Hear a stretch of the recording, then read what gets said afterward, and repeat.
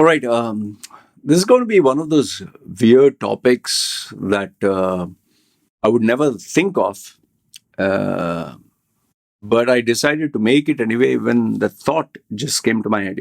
When I lie down and when I creatively think, sometimes for topics, for ideas, sometimes a thought or a statement comes in that really like, oh my goodness, isn't this a valid topic? But then you ask yourself, what can I actually say in this topic? Okay, and this is one of those topics. If you actually see the title, I think I'll put the title as "What is it being an Indian in today's society, or the challenges Indians face in today's society." Okay, so I'll I'll share with you my views. Feel free to put down your views as well. Okay. Uh, Now, if you're an Indian passport holder or if you're an Indian, I'm pretty sure you are aware of, um, I don't know, for lack of a better word, some of the negative publicity that is there online. On Instagram, you have, they show these places where they cook food and which is absolutely disgusting. There are flies. There are this. His hand is covered with so much masala and chana, and he's doing like this and giving it to you. Some of them purposefully make it disgusting. They put like they want to cook a bun or something, and they put it under the arm and fry it. Some of them, some of them even like they scratch their private parts and then they are cooking. So you know what I'm saying. It's as disgusting as disgusting can get. The reality is um, these are real happenings, are occurrences, but you have to really dig them out and go to the poorest of the poorest slums to share the content.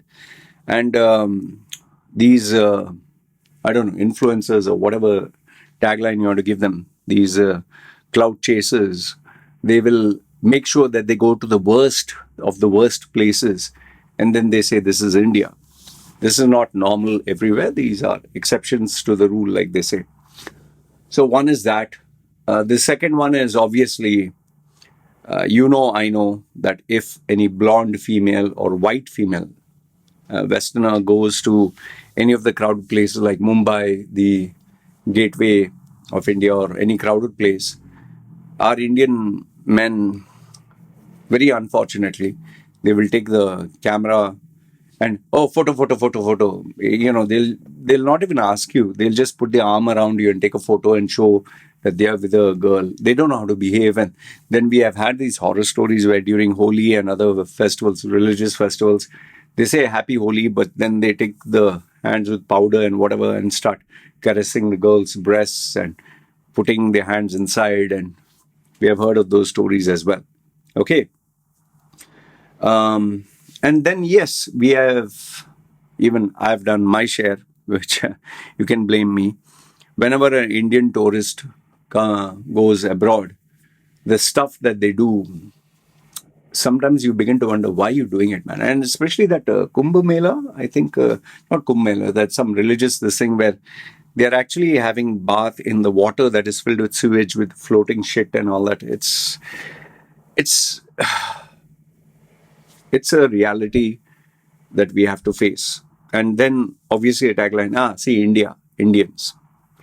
So these are some of the absolute challenges Indians have to face. The, the crux of the whole problem is there are 1.4 billion Indians, and not all 1.4 billion do that.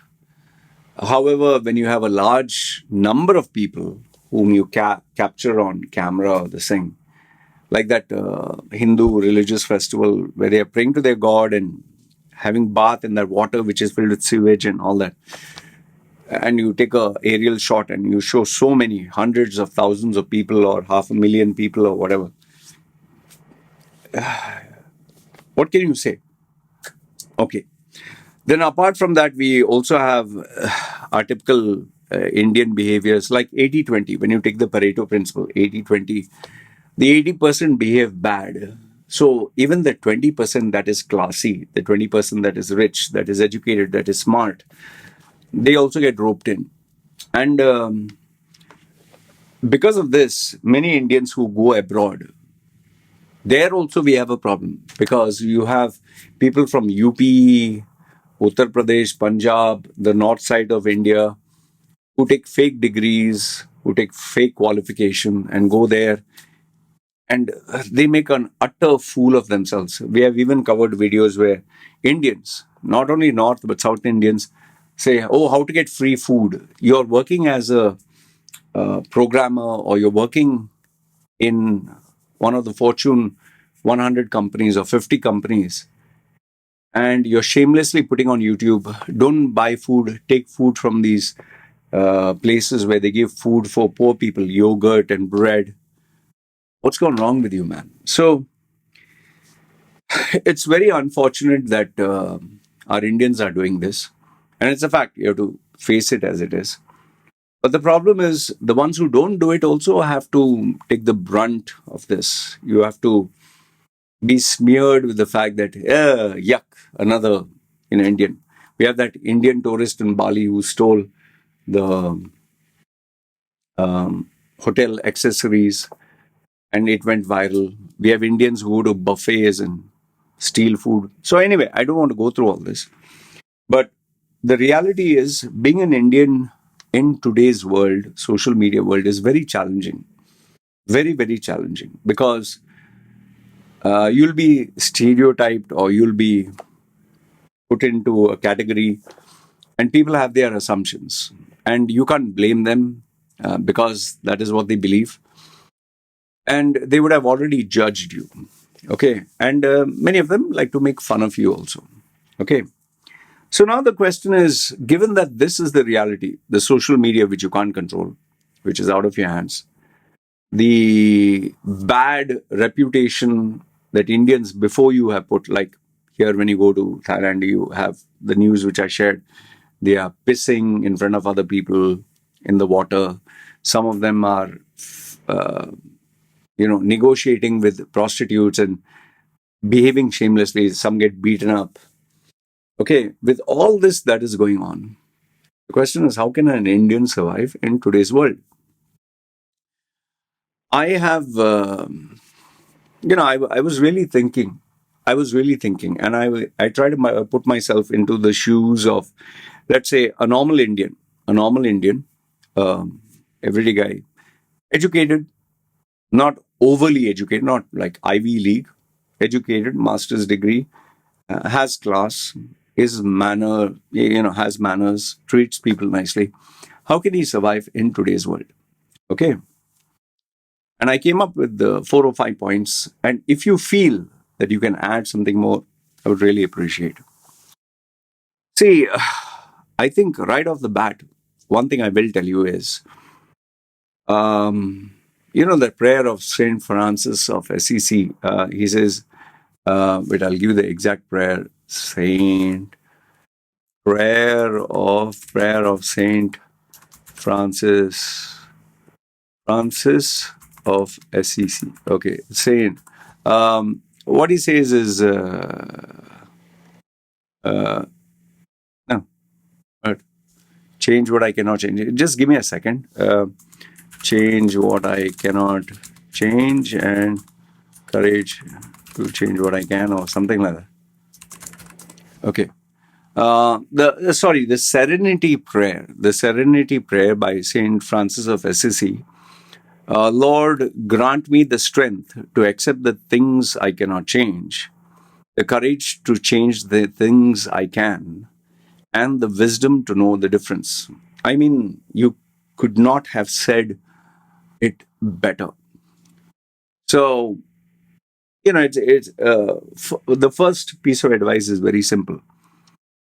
What you cannot change, let's say someone thinks you're a piece of shit, or they think Indians are bad, or they've already judged you. You can't change it. There are some people who are just plain racist. There are some people who are plain, no matter even if God would come down and tell them, see, listen, these are good guys, they would not believe.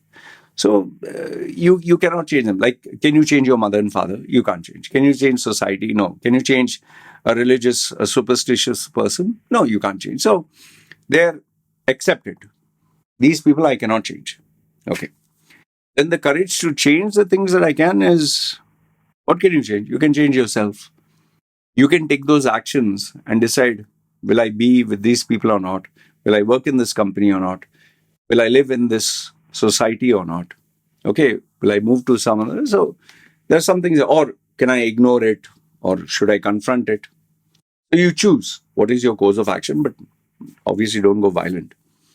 And yes, you should know the difference between where you should put the effort and not. So the first one is kind of sounds spiritual, but it is important to first have that mindset. Okay. That is the first part. The second one is you have to identify who's your target market. Now, this might sound very management or business related, but I'm telling you, it's exceptionally important for you to know who is your target market. And let me explain to you with an example that is my own. On my YouTube channel, I put a lot of videos. Sometimes I make it funny. Sometimes I talk about Indians. Sometimes I talk about obnoxious things Indians do. Sometimes I talk about Islam. Sometimes Hinduism. Sometimes Christians. Okay, so I speak on various topics and various issues, stuff that I believe in, not just for like fake views. I have to really passionately believe in this topic that I'm talking about, and I need to take a side. So, because YouTube is an open platform and you get lots of people, I get students who comment, "Hey, what the fuck happened to your face?" I get people who say like, "Oh, he's anti-Hindu. Why don't I challenge you to speak about Muslims?" I get Muslims who say, "I challenge you. Why don't you talk about Christians?" Then I get Hindus who say, "Hey, rice bag." And then I get people who threaten me and say, "Come down here if you have guts, your balls. You talk to me face to face." And then I get even people who say, "Who the fuck would take your service, man? Who in his right mind would pay money to take your service?" So there's a huge spectrum. I've given you the negative ones. Now I'm very aware. I'm very aware. Those who have to pay me money, those who have to pay me money, who are my target market, they'll ignore all this fluff. For them, it doesn't concern me. Mr. Loy, you have expertise in personal branding or resume rebranding or interview coaching or job hunt strategy, or you can guide me on this relationship issue or this job issue. I'm interested in this. I'm not interested in these gimmicks. I don't agree with everything you say, but I'm just concerned about this. So I'll pay you money and I just want the service. So the people who have the money are my target market, people who want my service. And I have divided their age group through experience of all these years from the age of 30 till around 40. Okay, those are the people. And it's not middle class, it's not lower than that, it's not even it's not even upper middle class, it's kind of upper middle class and upper class. Okay, slightly above that. Because they have the money, they can afford my rates per hour. So the ones who have the money, their opinion matters to me. Why? Because end of the day, they are paying money. But if there is a college student who cannot even afford the latest iPhone, let's say he can't afford an iPhone, forget an iPhone, he can't even afford to go to Burger King and have a decent meal. Him, his mother, his father, his uncle, aunt, his whole family, what they earn per month is what I earn per day. I mean, I'm not trying to make fun of them, but if their financial standing is so low, but they talk all big online about me and my brand, it doesn't matter. Someone who will never take my service and he has an opinion about me, does it matter? So even you, for that matter, you need to ask yourself, the guy who has an opinion about me, is he my boss? Is he the owner of the company I work for? Is this person someone who I love? Their opinion matters. That is your target market. Like, for example, your mother, father pay for your expenses. That is your target market. You have to keep them happy. Your boss will decide whether you get a promotion or not, salary increment or not. That is your target market. You're this chutiagiri friends and sitting, smoking shisha, drinking coffee, tapori idiots. That is why when people comment about me, my looks, my appearance, my life, and why do I call them these anonymous keyboard warriors, freeloaders? Because you're taking my content for free, okay, which is fine. Obviously, I'm putting it out there. And you're talking, you're a piece of shit, and you don't matter to me, boss. You can't afford my service even if your life depended on it. So, second one is know your target market and ask yourself, does this person who has this opinion about me really matter in my life? And if it does, then you work hard towards communicating and explaining yourself. Otherwise, don't bother. There are so many people, let's say, out of 100, I'm pretty sure maybe 90 have a bad opinion about me. But the 10 who have a okay opinion, not even good, they pay me the money and my life goes on. That's the only thing that matters. Okay. Number two is your target market. So, number one is the prayer of St. Francis. Okay. The prayer of serenity. Number two is know your target market. Number three, which is very important, very, very important. Boss, you better, you must be clear what is your value. What is the value proposition? Are you a data entry operator? Are you an engineer? Are you a graphic designer? Are you an accountant? Are you a networking, like computer networking guy? Are you a mobile repair guy? Are you a plumber? Whatever is your trade, okay, whatever is your trade, you must know what is the value of what you're offering and what is the rate. Let's say you're an accountant. I have this Malayali guy who, not very rich, but he takes my advice from time to time. I have known him for years. He's a nice guy. He started off offering his services for accountancy from Kerala to companies based abroad. He would offer them at $5 starting. He started at Fiverr and all that. Very soon it grew to $10. Then, took my advice, okay, 15 and 20. Today he charges something in the range of, I think he gives a project management package or I don't know. I don't know specifically, but he charges much more than 100 plus. Okay. And he has a list of clients and he is earning respectable. He's earning around $2,000 or $3,000 US dollars per month. He's working very hard. It's not that he's working 1 hour or 2 hours. He works 8 to 10 hours from his home, very dedicated, very disciplined. Sometimes he works 6 days a week or 7 days a week, but he's earning far more, I think, much more than what his colleagues who are working for a company earn. Okay. So he has got offers, hey, why don't you join this company? But the salary is lower. There are people who say, hey, why don't you try this thing? And especially after AI. After AI came, he thought his services will be null and void. He thought nobody would take his service. Initially, he did lose a couple of customers because they thought they can replace him and get it for free. But eventually, they came back. And even though he gets people who offer him, they negotiate. They say, final price, last price, discount, take it or leave it. He knows his value. He knows his rate. He knows what he's offering. And he makes sure that he's the best at what he does. And because of this, he gets respect. The clients who try to squeeze him and ask 50%, I'll pay you the full money, but 50%. He comes to me for advice. So what should I do? I'm confused. I said, no, don't bend. Don't bend. Don't give in. He said, I can get OpenAI. Let him go and get. Let him get someone from Pakistan, Bangladesh, Philippines, anywhere. Let him get from someone apart from India or some other part of India, Nepal, whatever. Let him get AI for free.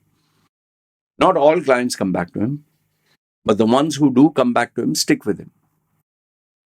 So, number three is If you want respect as an Indian, you cannot agree for being cheap. Now, the only exception to this rule is if you're going to a new country, you have zero experience in that country, nobody knows you, you can't say, no, industry standard is $1,000 an hour, I'm not going to budge. Now, there you have to even because, come on, lack experience. You don't know the market. You have to learn the market. You have to learn the news. So something has to give. Okay. And remember, the company survived without you.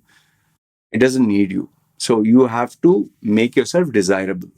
Okay. So ensure that you are clear about your value. You're clear about how much you charge per hour, per month, per week, per whatever. For me, I stick to my rates. Some people say I'm overpriced. Some people say you don't deserve it. But I'll tell you, because I've stuck to my rates, eventually people come back and I get the respect. If you have the respect, no matter what your nationality, you will feel great about it. Number four is just because you have fixed a rate, like I fixed 237 US dollars per hour as of now. I don't know if I'll increase tomorrow. But then you have to constantly communicate why people have to pay this. You can't just set up a shop and okay, I charge $1,000 for this pizza. Okay, you charge 1,000, but why? Like there's one guy, maybe he'll give $100 for that pizza. You're charging 1,000. Why? You have to communicate. And how do you communicate? Through advertisements, word of mouth, sampling, all the marketing techniques. In supermarkets, they have, why don't you taste the sample? Oh, we are giving buy one, get one at, 50% less. Or, you have to do some bit of effort. The world is not going to come to you just because you think you're great. Like, I can't just sit here and say, oh, Loy Machedo is a legend. He's tattooed. He's tattoo trainer. Is a personal branding strategist. Finished, bow down. No.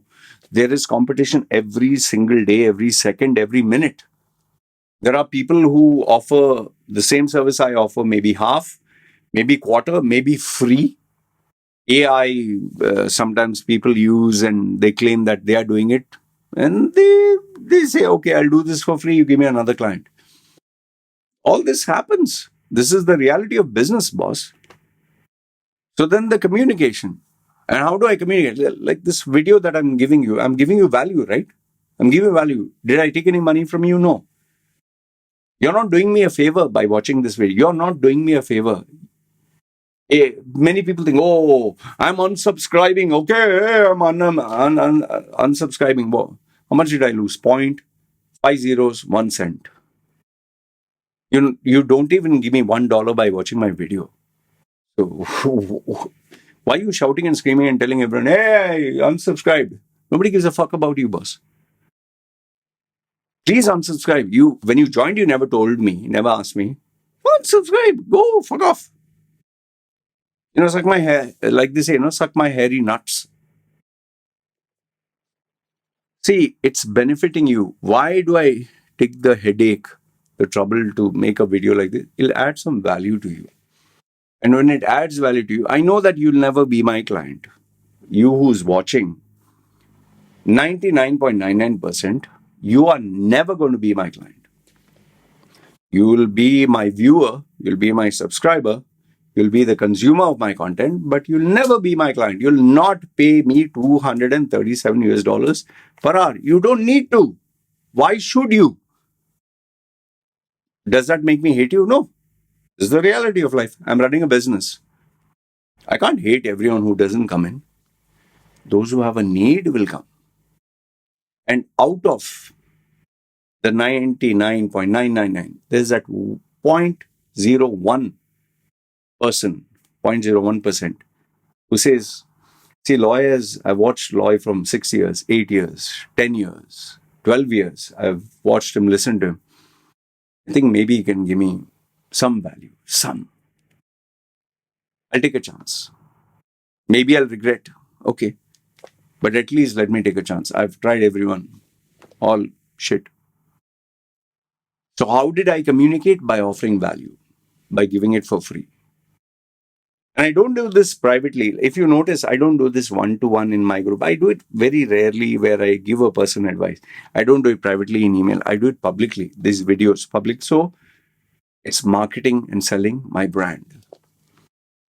So you can either do this, or you can do it through articles, or you can do it through value added services. Some people do charity, some people teach schools or teach colleges, and then their brand gets enhanced. Or you can pay Google ads and, you know, appear in front of them. Hi, my name is Hussain. Do you want to change your life? I'm offering a course for free, and 30 seconds, then you can skip. So some people click on the course. Oh, how did he become rich? But you have to do that every single day. Listen carefully, huh? Every single day you have to do it until the day you die. You cannot stop. Coca-Cola will keep advertising. Even though it's a billion-dollar brand, it doesn't need to advertise. Everyone knows what is Coca-Cola. Why it's advertising? You have to do it every single day. Coca-Cola, McDonald's, Burger King, Pizza Hut. You cannot stop.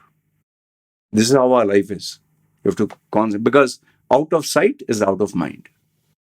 The day that brand is not there, you'll forget and go to someone. See, remember, you have money. You can choose Burger King, McDonald's, Pizza Hut, or mom and pop shop, or local food, or buy from the grocery. So you have that money. So everybody's targeting that money. You have to communicate. Learn how to communicate your brand. Choose a channel, choose the means, choose the method. Be consistent, be persistent. And last, if not the least, the final one, which I believe is the most important.